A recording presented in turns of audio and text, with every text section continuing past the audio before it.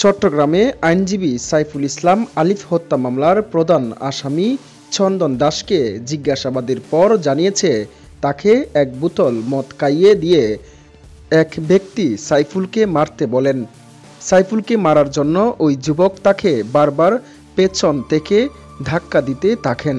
তবে কে তাকে এগিয়ে দিয়েছেন তা তিনি নিশ্চিত করেননি বলে জানিয়েছে পুলিশ। এর আগে বুধবার 4 ডিসেম্বর মধ্যরাতে কিশোরগঞ্জের ভৈরব থানা পুলিশের একটি টিম অভিযান চালিয়ে রেল স্টেশন থেকে তাকে গ্রেফতার করে। চট্টগ্রাম আদালতের রাষ্ট্রপক্ষের এপিপি সাইফুল ইসলাম আলিফ হত্যা মামলার প্রধান আসামি চন্দনকে গ্রেফতার করেছে পুলিশ।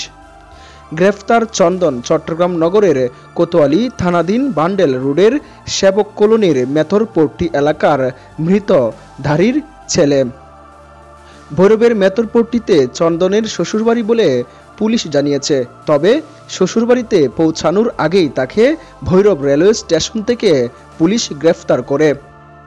চন্দনকে গ্রেফতারের বিষয়টি গণমাধ্যমকে নিশ্চিত করেন চট্টগ্রাম মেট্রোপলিটন পুলিশের সিএমপি অতিরিক্ত উপ পুলিশ কমিশনার কাজী মোহাম্মদ তারেক আজিজ।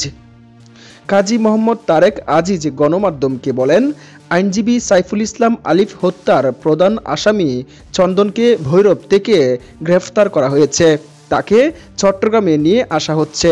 গত 26 নভেম্বর রাষ্ট্রদ্রোহের মামলায় জামিন নাকচ করে সম্মিলিত সনাতনী জাগরণ জোটের মুখপাত্র চিন্ময় কৃষ্ণ দাসকে কারাগারে পাঠানোর আদেশ দেন চট্টগ্রামের 6ষ্ঠ মহানগর হাকিম কাজী শরীফুল ইসলাম।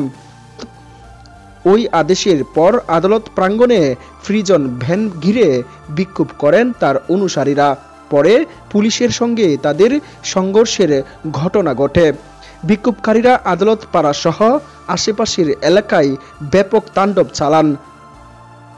হামলা করে রঙ্গম কনভেনশন হল সড়কে আইনজীবী সাইফুল ইসলাম আলিফকে নৃশংসভাবে কুপিয়ে হত্যা করা হয়। পুলিশ ভিডিও ফুটেজ দেখে হত্যাকারীদের চিহ্নিত করেছে। এসব ঘটনায় একটি হত্যা সহ 5টি মামলা করা হয়। এর মধ্যে 3টি মামলা করেছে পুলিশ। আইনজীবী সাইফুল ইসলামকে হত্যার ঘটনায় নিহতের বাবা জামিল উদ্দিন বাদী হয়ে চট্টগ্রাম কোতোয়ালি থানায় 31 জনের নাম উল্লেখ সহ অজ্ঞাত 10-15 জনকে আসামি করে একটি হত্যা মামলা করেন। ওই মামলার 1 নং আসামি চন্দন। এ মামলায় পুলিশ আগেই 9 জনকে গ্রেফতার করেছে।